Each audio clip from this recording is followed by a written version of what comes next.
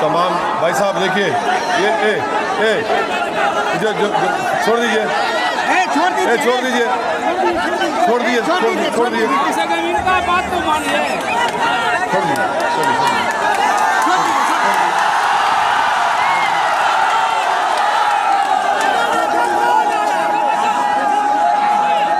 आपसे ये गुजारिश है कि 3 नवंबर के दिन आप अपना एक वोट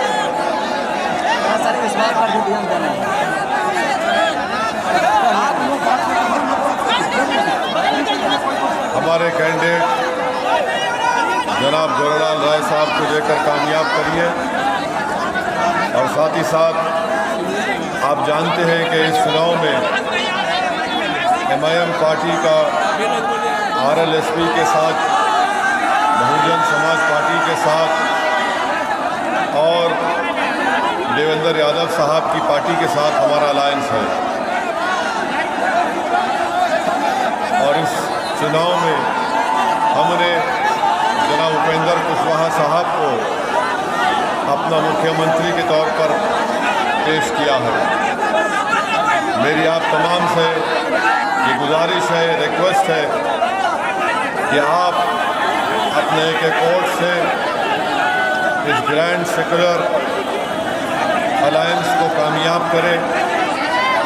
आप जानते हैं कि साहेबपुर कमाल में साल के 3-4 महीने बाढ़ रहने की वजह से आप लोग ऊंचे मुकामात पर मुंतकिल हो जाते हैं।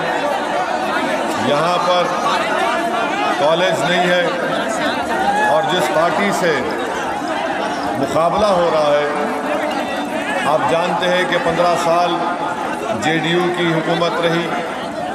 नीतीश कुमार को आपने मुख्यमंत्री बनाया, मगर 15 साल में बिहार में कोई विकास नहीं हुआ। और 15 साल पहले आपने RJD को भी मौका दिया और उन्होंने भी बिहार का कोई विकास नहीं किया। आज एक विकल्प आपके सामने है। हमारी आपसे गुजारिश है कि आप इस विकल्प को कामयाब करिए। आपके इस विधानसभा में बहुत सारे ऐसे मसाइल हैं जिसका हल हमको तलाश करना बेहद ज़रूरी है। और आप अब जानिए इस बात को कि गोरेलाल राय साहब यहाँ से अगर विधायक आपके बनते हैं तो यकीनन ये सेकुलरिज्म की बहुत बड़ी कामयाबी होगी, क्योंकि बरसों से हम कभी RJD तो कभी JDU की सियासत का शिकार रहे। अब हम इंशाअल्लाह ताला इनसे सियासत करेंगे और इनको सियासत सिखाएंगे। 15 साल के नीतीश कुमार के दौर में आपने देखा कि स्कूल है, स्कूल में टीचर नहीं है। बिहार भारत देश का वाहिद प्रदेश है जहां पर 50% से ज़ायद हमारे बच्चे और बच्चियां शिक्षित हैं। बिहार वाहिद प्रदेश है पूरी भारत में जहां पर अस्पताल में एक डॉक्टर 28,000 पेशेंट को देखता है। 1 लाख नौकरियां टीचर्स की खाली है। 1 लाख के करीब पुलिस में भर्ती हो सकती है, मगर नीतीश कुमार की सरकार ने सुशासन के नाम पर कोई काम नहीं किया, बल्कि हर घर नल का वादा किया, मगर नल आ गया मगर नल में जल नहीं मिलता आपको। नीतीश कुमार के 15 साल में आप देखते हैं अगर एक गरीब को शौचालय बनाना है तो उसको 2000 की रिश्वत देनी पड़ती है। अगर प्राइम मिनिस्टर प्रधानमंत्री आवास में उसको घर मिलना है तो 20,000 की रिश्वत उसको देनी पड़ती है। ये हाल होकर रह गया।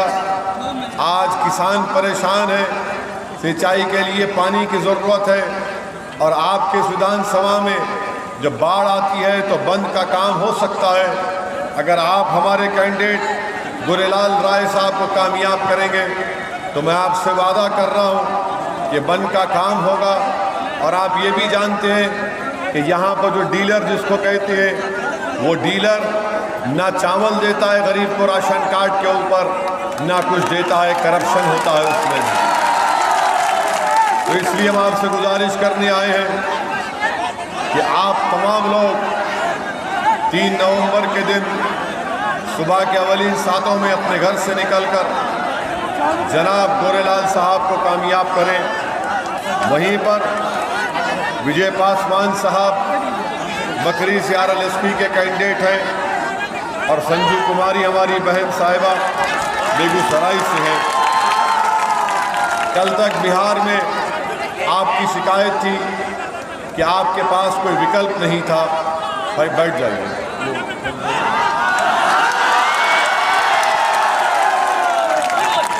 कल तक आपको शिकायत थी कि आपके पास कोई विकल्प नहीं है।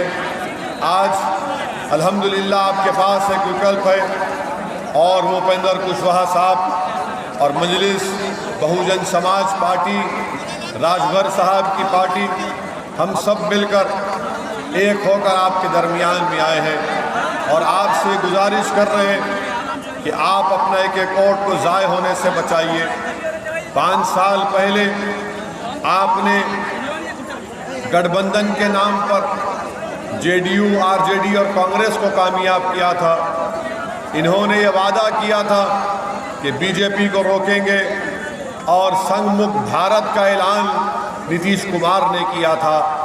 आज अगर नीतीश कुमार नरेंद्र मोदी के गोद में बैठकर दूध पी रहे हैं तो इसके जिम्मेदार।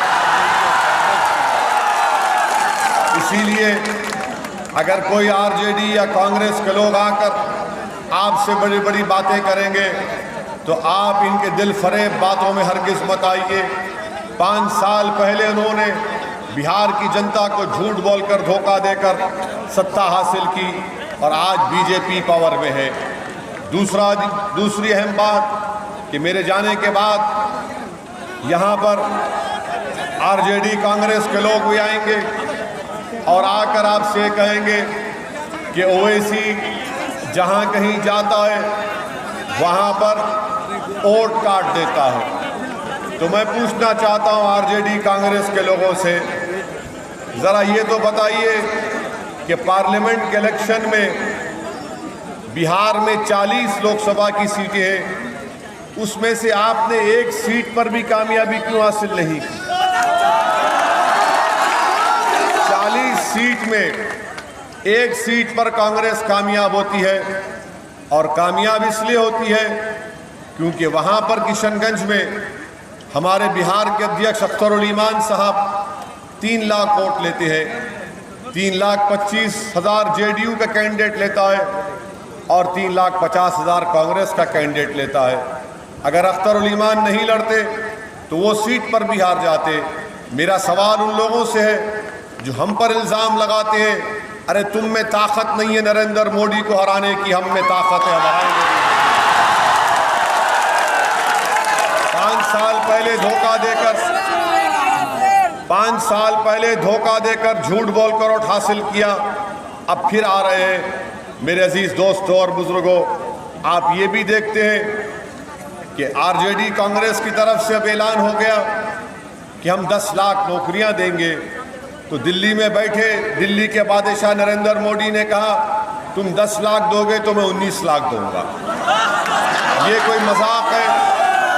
बिहार में आज बिहार में स्कूल में टीचर नहीं है। नौजवान बच्चा अगर डिग्री का कोर्स करना है 3 साल में तो 5 साल लग जाते हैं उसको। अगर ये नौकरियां हैं तो क्या कोई पुलिस का आदमी डॉक्टर बन जाएगा? क्या कोई डॉक्टर पुलिस का काम करेगा? क्या कोई टीचर की नौकरी पर पुलिस वाला जाकर बच्चों को पढ़ाएगा? जब तक बिहार में शिक्षा के लिए काम सही नहीं होगा उस वक्त तक बिहार के बच्चों का मुस्तकबिल रोशन नहीं हो सकता। हम आपसे वादा कर रहे हैं, ये लोग तमाम दूसरी पार्टियां चाहे JDU हो, BJP, RJD कांग्रेस हो, ये फ्री की बात करते हैं, ये आपको फ्री में मच्छी देने की बात करते हैं। मैं आपसे वादा कर रहा हूं कि हम आपको मच्छी पकड़ने का हुनर सिखा देंगे, वो हुनर आपको कामयाब करेगा। बीजेपी के बारे में क्या बोल सकते हैं? आपके बेगूसराय के एमपी साहब भी हैं, नरेंद्र मोदी हैं, उत्तर प्रदेश के मुख्यमंत्री बिहार को आते हैं और बिहार को आकर बिहार के आपने विकास क्या किया, बीजेपी और जेडीयू ने उसकी बात नहीं करते। ये नहीं बोल सकते कि कितने टीचर्स को आपने अपॉइंट किया। स्कूल में, बिहार के प्राइमरी एलिमेंट्री स्कूल्स में आखिरी बार टीचर को नौकरी मिली 2013 में। उसके बाद से आज तक टीचर का अपॉइंटमेंट नहीं होता। जो मौजूदा टीचर अपने हक के लिए लड़ते तो नीतीश कुमार की सरकार ने उनको रोड पर लाकर उनको पुलिस के जरिए लाठियों से उनको मारा और पीटा। ये बात नहीं कर सकते उत्तर प्रदेश के मुख्यमंत्री, मगर बिहार को आए तो इनको पाकिस्तान याद आ गया। बिहार को आए तो इनको ओवैसी याद आ गया। हम पूछना चाहते हैं कि हमको पाकिस्तान से क्या लेना देना योगी? हमारे पूर्वजों ने, हमारे बुजुर्गों ने आज़ादी के बाद जब मुल्क का बंटवारा हुआ तो हमारे बुजुर्गों ने कहा कि भारत हमारी सरजमीन है। हम पाकिस्तान को ठुकरा दिए, मगर इनको अभी भी इनके ख्वाब में पाकिस्तान आता है। ये अजीब बात है। जो कोई नरेंद्र मोदी के खिलाफ बोलता है वो उसकी तरफ उंगली उठा के बोलते हैं कि नहीं, इसको देश से मोहब्बत नहीं है। मैं उन लोगों से बोलने आया हूँ, मैं उन लोगों से कहने भी आया हूँ कि याद रखो, देश बड़ा है, नरेंद्र मोदी छोटा है। देश बड़ा है, ओवैसी उसके सामने राई का दाना भी नहीं है। अगर मेरी पहचान है तो मेरे देश से है। मगर अगर कोई ये कहेगा, अगर कोई बीजेपी जेडीयू का ये कहेगा कि नहीं नरेंद्र मोदी देश है, तो मैं नरेंद्र मोदी को, देश बड़ा है, हम सब देश के छोटे हैं। हमारी पहचान देश से है। मेरी पहचान या मोदी की पहचान से देश नहीं बन सकता। देश था, है और रहेगा इंशाअल्लाह। 15 साल नीतीश कुमार को आपने दे दिए, पूरा बेड़ा गर्क कर दिया। और याद रखिए मेरी इस बात को, ये नीतीश कुमार का आखिरी जिंदगी का इलेक्शन है। इसके बाद वो रिटायर होकर घर में आराम करें। और बीजेपी दो घोड़ों की सवारी कर रही है। एक घोड़ा जेडीयू, दूसरा घोड़ा एलजेपी। और नरेंद्र मोदी ये देख रहे हैं कि कौन सबसे पहले पहुंचेगा, उसको छोड़कर दूसरे पे कूद के बैठना चाहते हैं। हम आपसे कह रहे हैं कि इंशाअल्लाह ताला हम बीजेपी के ख्वाब को चूर करके रखेंगे। और बिहार में अब की बार मुख्यमंत्री बनेगा तो उपेंद्र कुशवाहा बनेगा इंशाअल्लाह। और आपके इस विधानसभा से अगर कोई विधायक एमएलए बनेगा तो हमारे गोरेलाल राय साहब बनेंगे। इनको तमाम लोगों की ताईद हासिल है। ये सब के नुमाइंदे हैं। ये सिर्फ एक तबके के या एक कम्युनिटी के नहीं है। इनको सबका आशीर्वाद मिल रहा है। सब लोग इनको अपनी मोहब्बतों से नवाज रहे हैं और सब कोई एक बदलाव चाहता है। यहाँ से बदलाव चाहते हैं ताकि ऐसा विधायक मिले जो आपके दरमियान में रहे, जो आपके गम को समझे। बताइए, साल के 4 महीने इस विधानसभा में पानी रहता है।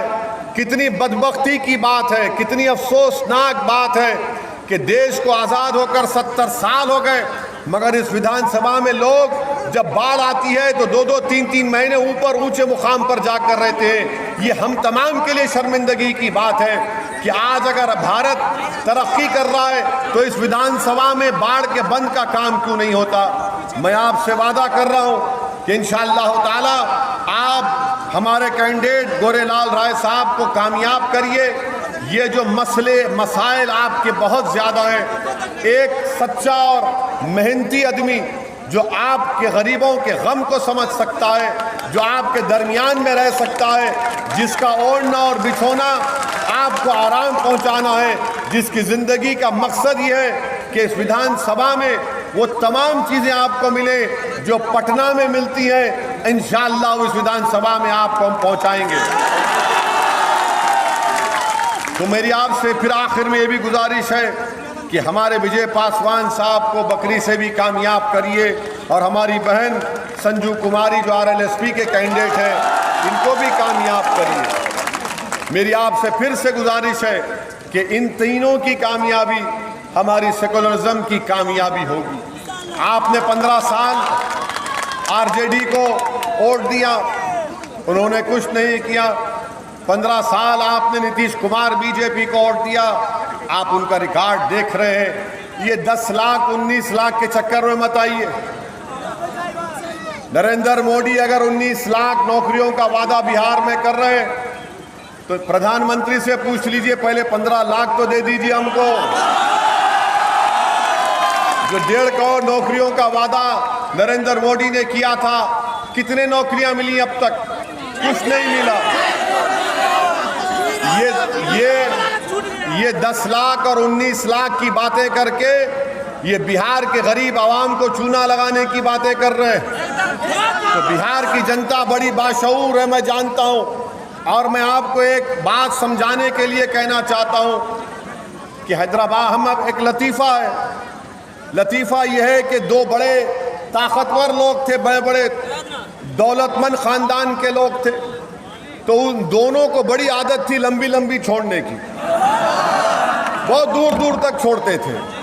तो दोनों एक जगह जमा हुए और एक जगह, और किसी ने उसमें से कहा कि मेरे दादा के पास इतनी ज़मीन है कि नेपाल के बॉर्डर तक मेरे दादा की ज़मीन है। उसने कहा कि मेरे दादा के घर का कमरा इतना बड़ा है कि उसमें वो एक कमरा 4 एकड़ के ऊपर है। फिर उसने कहा कि मेरे दादा के पास एक ऐसी गली है, अगर कोई उस गली में चला गया तो वापस आने तक वो बूढ़ा हो जाता। तो दूसरा आदमी था, वो भी लंबी छोड़ता था, बहुत लंबी लंबी। तो उसने कहा मेरे दादी के पास इतना बड़ा बम्बू है कि नेपाल के पास अगर चांद नजर आया तो दादी उसको खींचकर अपने घर के सामने ला लेती।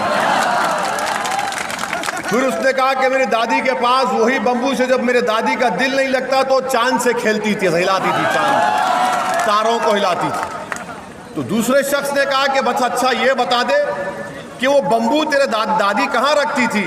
तो उसने कहा तेरे दादा के गली में। तो ये 10 लाख 19 लाख ये सब होने वाले चीजें नहीं है। जरूरत किस बात की है कि जब बाढ़ आए तो आपको राहत मिले, रोड मिले, स्कूल मिले, डीलर में करप्शन ना हो, शौचालय में करप्शन ना हो, प्रधानमंत्री आवास योजना में करप्शन ना हो, अस्पताल में डॉक्टर हो, कंपाउंडर हो, नर्स हो, दवा हो, ये चीजें बुनियादी काम इंशाअल्लाह गोरेलाल यादव साहब करेंगे। मेरी आपसे गुजारिश है कि इनका निशान पतंग है, पतंग छाप पर बटन दबाइए। और हमारी बहन संजू कुमारी जो बेगूसराय से और विजय पासवान बकरी से, इनका निशान सीलिंग फैन है। सीलिंग फैन चलेगा, आसमानों में पतंग भी उड़ेगी इंशाअल्लाह ताला, और बिहार में एक नई तब्दीली आएगी। शुक्रिया, खुदा हाफ़िज़।